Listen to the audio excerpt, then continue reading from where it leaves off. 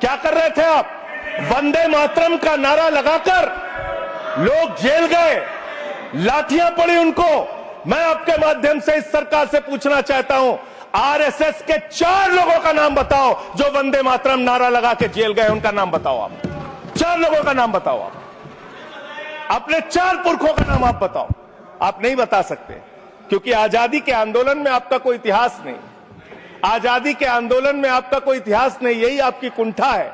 तो इसलिए कभी आप कहते हो सरदार वल्लभ भाई पटेल आपके हैं।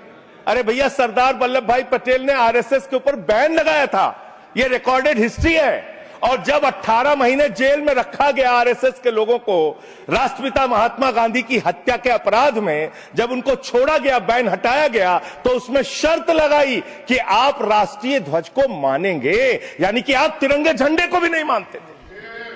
आपने 52 साल तक हिंदुस्तान का तिरंगा झंडा आरएसएस के मुख्यालय पे नहीं फहराया सर, नहीं फहराया। और 3 लोगों ने आरएसएस के मुख्यालय पर जब ये झंडा फहराया, उन तीनों के नाम मैं पढ़ रहा हूं, विजय, उन्मत, दिलीप, इन तीनों लोगों के खिलाफ आरएसएस ने एफआईआर दर्ज कराई। किस अपराध में? कि हमारे दफ्तर में तिरंगा क्यों फहरा दिया। और कितने साल तक मुकदमा लड़े? 13 साल तक मुकदमा लड़े। यह है आपकी असलियत। आप तिरंगे का विरोध करते हैं, भारत के राष्ट्रीय ध्वज का विरोध करते हैं। जो लोग तिरंगे और राष्ट्रीय ध्वज का विरोध कर सकते हैं वो भारत माता के सच्चे सपूत नहीं है, वो नहीं है हमारे निगाह में। और मैं आपको बताता हूं सर, ये है 28 दिसंबर 1949 का ऑर्गेनाइजर पत्र। इसको भी रखूंगा क्योंकि आज गृह मंत्री जी और लीडर ऑफ द हाउस दोनों कह के गए, रिकॉर्ड पे सारी चीजें आनी चाहिए, इसको रिकॉर्ड पे रखना चाहिए। इतिहास देश को पता चलना चाहिए, किन लोगों ने देश के साथ गद्दारी की, किन लोगों ने तिरंगे का विरोध किया, किन लोगों ने राष्ट्रगान का विरोध किया। आपको ये पढ़ के सुनाना चाहता हूं, ये ऑर्गेनाइजर है, क्या लिख रहा है। What is the moral sanction behind government's choice of Jan Gana Man, except that it can be made an item of entertainment?